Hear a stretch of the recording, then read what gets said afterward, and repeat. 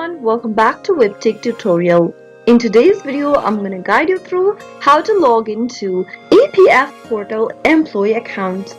Watch the video till the end and don't forget to subscribe to our channel if you've not yet. Press the notification bell so that you'll never miss another upcoming upload from us. Open up a web browser to get started. In the web address bar, type in epfindia.gov.in and press enter on your keyboard.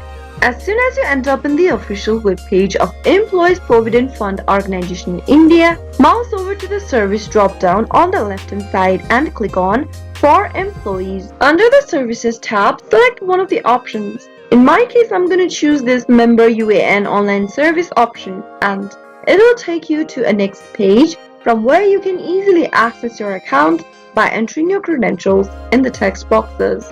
Start off by typing in your UAN in the first text box and head over to the next field and type in your password. Now enter the CAPTCHA that has been displayed right beneath and finally click on the sign in button in order to access your employee account.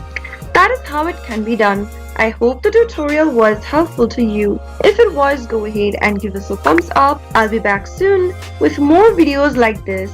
Thank you for watching.